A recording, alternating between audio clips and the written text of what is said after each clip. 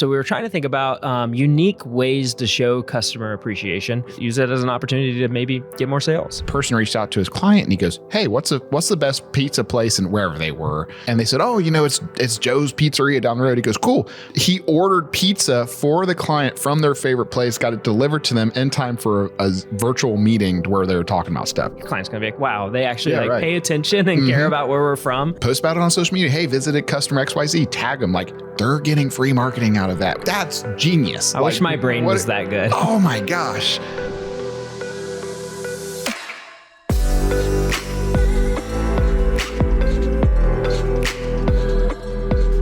Welcome back to another episode of the Next Gen Strategy Podcast. Tyler here and my good buddy Grant. I'm doing intros now because apparently we had to do 8 cuts to get this one to work good.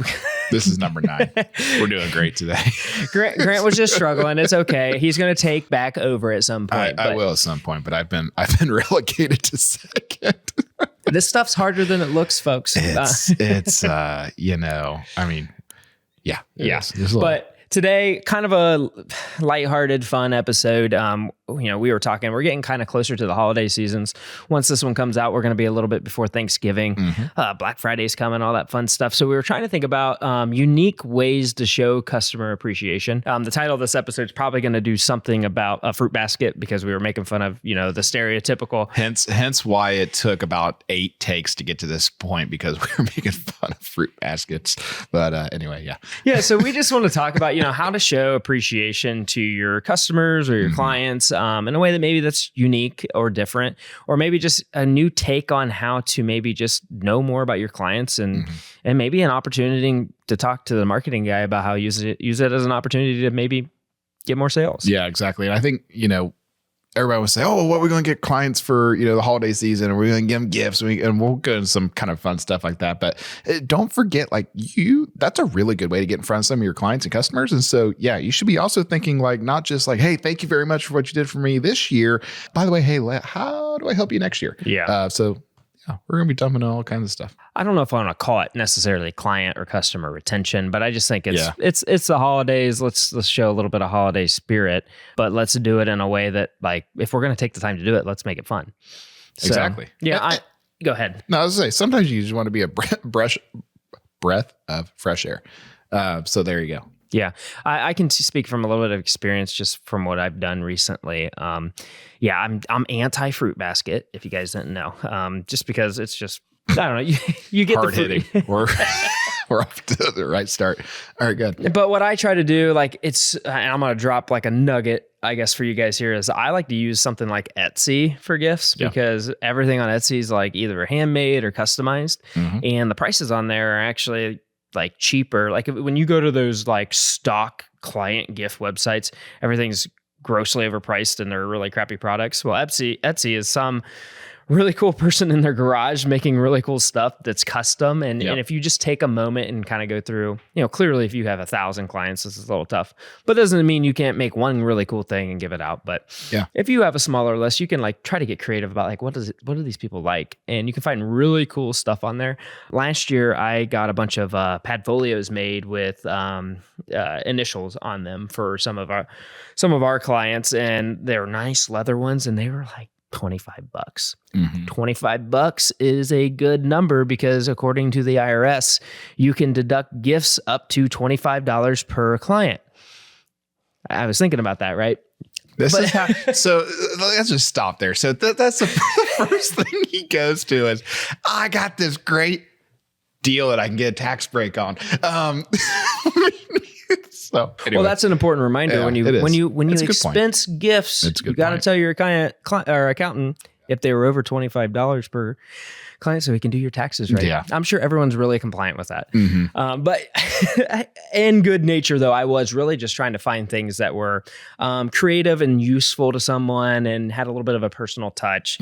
And I got a lot of good feedback on that. I mean, I even think about my guys that are out on job sites and stuff, like I'll send them a pocket knife. Amazon's really cool. If you know their address, you can just pop it in and send it straight to them. It's super easy. And you're getting a way better item than going to fruitbaskets.com and getting some old fruit that nobody wants. We're going to reference fruit baskets at least 6 more times. Same thing. Actually, it's funny. I didn't know you were going to say Etsy. So last year, I went on and I had a client who really into golf, and he also loves bourbon. So I found through Etsy some guy I wish I remember this guy's name and the name of his company. Anyway, he's out in Iowa and he makes custom whiskey glasses. But what they are is like you put the logo on it. So I put the client's logo on it. And then this one in particular had it looked like a golf ball, a real golf ball. It was like taking a dent out of the whiskey glass. Like I'll figure out a link to it or put it. I'm definitely gonna put this in it because the guy was awesome. I talked to him. But anyway, so it was just a really cool customizable glass. Yeah, it wasn't super outrageously expensive. He customized it, something really, really cool. And there's a fly flying around here. There we go. But really, really cool. This one's gonna go off the rails. So sorry, guys. So they put that on there and looked great. He loved it. And I think he even asked me, I think he ordered some more. That's what happened. Came like really nice in the box. He opened it. He goes, I want to order these for my employees, like not just for me. Like, so anyway, really cool gift. The cool thing too is you can direct ship it to people if you want to do that versus this fly is going to bother us the rest of this episode, but bear with us. Yeah, we'll be all right. But you can ship direct if you don't feel like, getting the box together and going around town. But I think we're going to talk a little bit about how this is an opportunity to get some FaceTime with your clients and everybody's kind of in a good mood. The other thing before we get there, I didn't want to forget about too, is that if you're working with a customer or a client and they have, their staff on the front lines, the fruit, like I said, fruit basket, whatever. But I mean, most likely if you're hyper local, a lot of your customers are local, like you all have the classic donut shop or the chocolate place or whatever. Right. Go get something really nice and bring it in for them to chow down on for break time or something like that.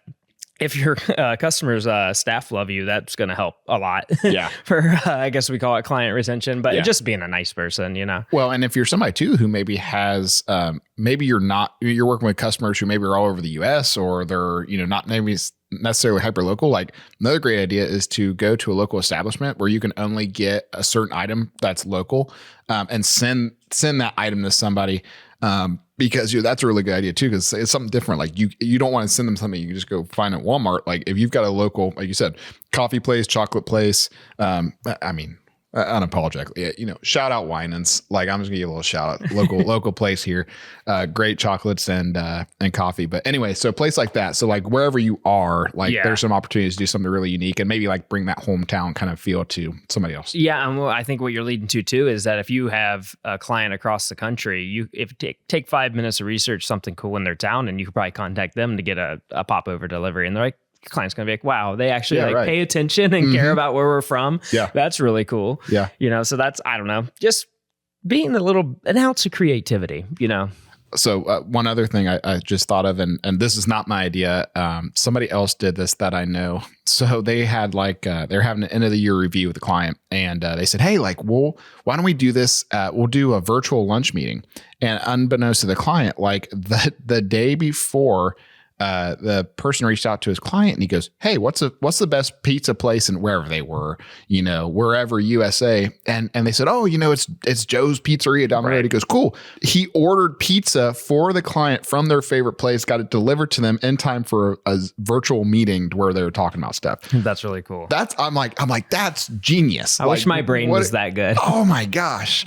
So I'm like, I still haven't done that yet. I need to do that. Like, what a great idea. Well, and I think that we were leading to, it's not all about the gifts. I think the idea too is getting maybe an opportunity to get some FaceTime with your clients. Yeah. And it's a really good time as you're wrapping up the year and you're getting towards the holidays to just have some really meaningful conversations about, how's it going? You know, especially if you're an owner and you're not on the front lines of the work and you're not seeing it, but you're getting some FaceTime, be like, how are my staff doing? Like, are we missing anything? Is there anything we could be doing to help serve you better? What are we doing good? What are we not? You know, and that's really valuable for some strategic planning going into 2025. Yeah, I think that feedback is really important. And depending on what you do, like sometimes like if you're the owner or you're one of the leaders, like maybe you just want to have that conversation or that check-in or whatever you want to call it, meeting.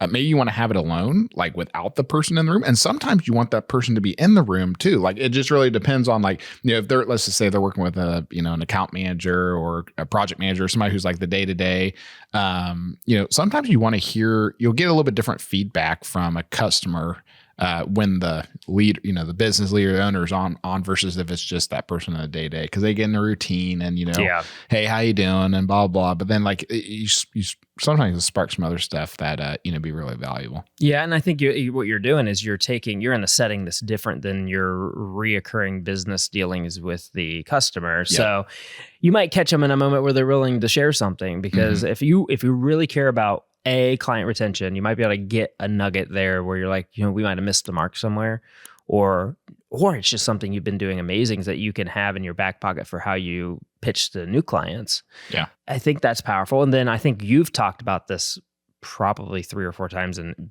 previous episodes, but it's always Grant going, you know, focus on your current customers and how you could serve them more. And that might get you to revenue faster than advertising. So I'm assuming another opportunity to see where maybe you could serve them in a higher capacity. Well, and I think that goes back to what you just said about just having a conversation. How's business going? You know, what you guys looking at for next year? You know, you looking to make any cool hires, like any new products coming out? And you know, blah, blah, blah. And you just have a conversation like, you know, that's not the time to make the sell. Right. Like, but you can be taking some mental notes of like, I'm hearing this is coming up, or, this, you know, this person's mentioning this other partnership that they got going on, or this is, you know, a new pain point or something. And you're just really kind of listening for those indicators. But then oftentimes what happens is you start to go down that road of a conversation. Like many times the person you're talking to is going to turn around and they're going to ask you the same thing. Hey, what are you doing next year? That's where and personally, I've been caught off guard by that before. Like, I didn't know they were going to ask me. He cares about my business. Like what? So yeah, but like, and then that oftentimes can invite you to say, you know, what do you got going on? Like, you know, I'm rolling out this new product I'm actually going to be doing next year. Or we've been, you know, because of great customers like you, like we've been hiring on more people, and like next year I'm looking on to bring on like X amount of more people and this and this role. And like, so like it's a really good way both ways, I think, to invite a little bit deeper level of conversation and kind of get away from like you said, kind of get away from that day-to-day type of stuff. And again, it depends on the customer. That, you know, you may not, you know, if you've got 100 customers, you may not go have this conversation with all 100, but you might take your top tier of, you know, your top 25% or something and say, hey, you know what, we're going to have this type of, you know, this type of gift, this type of meeting. Like, you know, we're going to pull stops out for this one. And, you know, we got these other ones that are maybe a little bit more on the edge. Or you might have one that's, you know what, you're just like, I know this person appreciates these type of things. And like, maybe they're your worst customer, but you know what?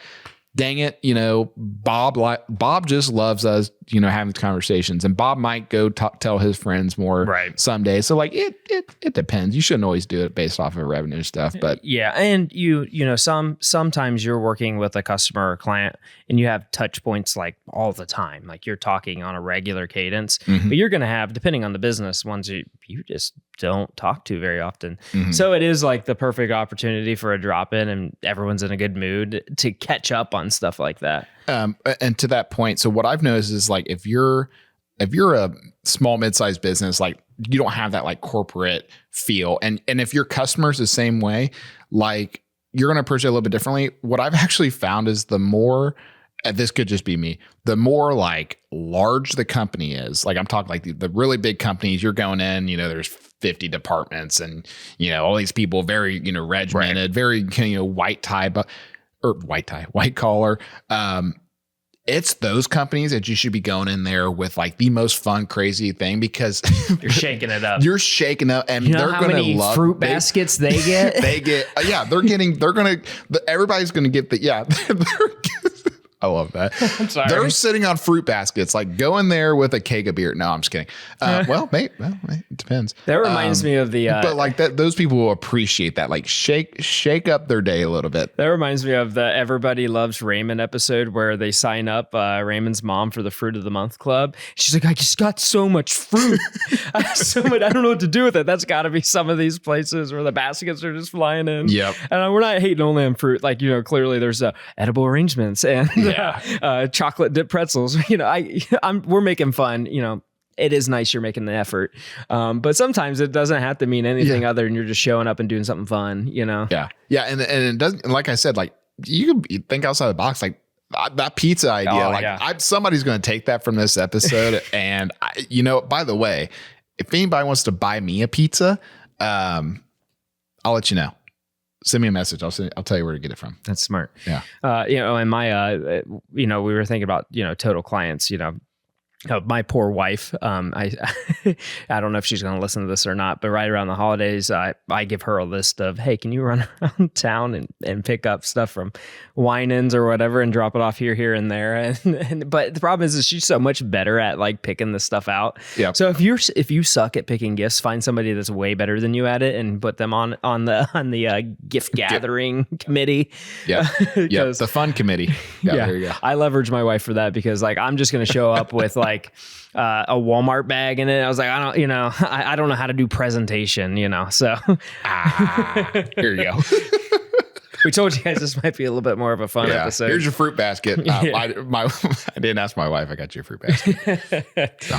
But yeah, I don't know. I think it's just overwhelmingly going back to if you want to be different or have a differentiation in your business, it's just putting in the little bit of an extra effort to do something special for the customers that you have or that are, you know, keeping your business alive, you know. Yeah.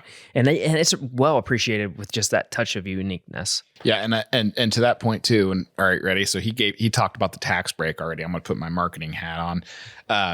If you're going to take the time and effort to go visit people like this, I hate to say it, but yeah, dang it, go take a selfie with them. Like if you're going to visit a customer, like post about it. If you don't have an NDA, like post about it on social media. Hey, visited customer XYZ, tag them. Like they're getting free marketing out of that. Even if you're not a marketing company, like you could be make a widget for a widget, go tag them, tell people you're hanging out. Like you don't have to think that hard from a marketing standpoint and showing like, hey, we're doing these things, and you get some nice free potential publicity out of it too. Well, that's fun stuff too, because like the stuff that you're doing for marketing on a day-to-day basis, a lot of times can just be boilerplate, boring. Here's my product. Here's my service. Not if it's coming from me.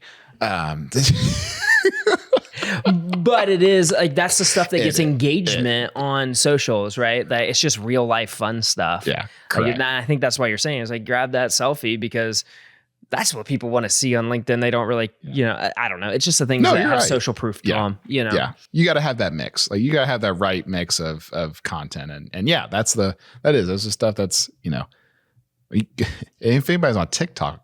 Yeah. And now you could be shooting the TikTok. And if you got that Gen Z intern in the office, let them loose. Yeah. Seriously. It's a good idea. But yeah, you never know. You could post that, you know, selfie about, you know, getting the pizza for them, or I guess it wouldn't be a selfie because it's on Zoom, but whatever fun thing you did. Right. And then somebody might see that and be like, well, my person got me a fruit basket. Yeah, they're going to call her. Hey. We need a fruit basket counter going on this. Yeah. You know what? We'll make sure we got that. We're gonna keep. Our editor's gonna love us for that. Yeah. We're gonna keep a little fruit basket counter, and if we don't, we apologize. But we're gonna promise. We're gonna overpromise, and hopefully we make that happen on this episode. So yeah, I think it's opportune time though to talk about it. You got Prime Days coming up and all those fun things, and it actually takes some planning. I always catch myself way behind the 8 ball on this stuff, and I'm kind of scrambling because people don't want to be in the office the week of Christmas or sometimes the week before. Yeah, so you can start getting these rounds out in the beginning of December, right after Thanksgiving. Yeah, so to that point, I want to just very quickly tell a reminder again from a marketing standpoint. People forget this all the time, and it's just one of those things like you get in the busy season of holidays. If you're going to be closed for certain days during the holidays, or you're going to have limited hours, please update first of all, send an email to your customer base or people who you talk to all the time. Make sure that they know that that's going on, and also update your Google My Business hours. Yeah. Like you can go and do that during the holiday season time. That is something that people forget. I have forgotten to do it. Make sure you do that, because like you have every right as whoever in business to take vacation or like be closed or like slow things down for certain days. Like, but if there's an emergency or something comes up and like all of a sudden your customer's like, well, I'm not mad that you're gone. I'm mad I didn't know and I couldn't plan adequately. So again, and that's across all industries, make sure you update your hours and keep that communication. Those are easy things you could do too, just with like your email. Like you could throw it in your signature for a little while. Hey, this is when we're going to be out. You could clearly, when you're out, put your out of office on. But like I was just thinking earlier, like you could have a little tag in your email handle that says, hey, just letting you guys know holiday seasons, we're going to be out. Expect an out office from us from here to here. Very easy thing to just toss in into your email handle and go up, throw a social media post out, go update your Google hours, which I think anymore, Google a lot of times prompts you for, hey, are you going to be open? They do. Yeah. So, and it probably helps I don't know, Google's a mystery to me, but it probably helps your profile to be more active on there to do those things. I don't know. I'm not a Google person. It's changing all the time. Yeah. It's hard to keep up with. Grant, do you have anything else about fruit baskets? Yeah, don't get them. Yeah. Or fruit cakes. Somebody sends me a pizza. Like you're gonna be my best friend. Like I'm gonna have the best day if all of a sudden there's a pizza shows up for me for a meeting during lunch or something. That would be so fun. So, yeah, I think that's about it for we knew it would be kind of a short episode and a fun one, but we figured it was timely. And we got a little bit of a marketing spin on it. And we got some IRS knowledge dropped in on the $25 per gift per client. Not very much after inflation. We tried to have a fun episode about gifts, and we managed to less than 5 minutes in and get an IRS referral. Like that's what happens, I guess. I'm just trying to spread the knowledge. Oh, gosh. All right. Hey, thanks for joining in for another episode. If you're still on. For another episode of the Next Gen Strategies podcast. We plan on having some really good content coming here in the next few weeks. Yeah. So please tune in for that. Give us a share, give us a like, leave us a review, and join us here in another couple weeks. Yep. See ya. Thanks again for joining us today on the Next Gen Strategies podcast. Be sure to follow the show on Apple Podcasts, Spotify, or wherever you get your podcasts. And if you really enjoyed it, give us a share on any of your favorite social media channels. And don't forget to leave us a review.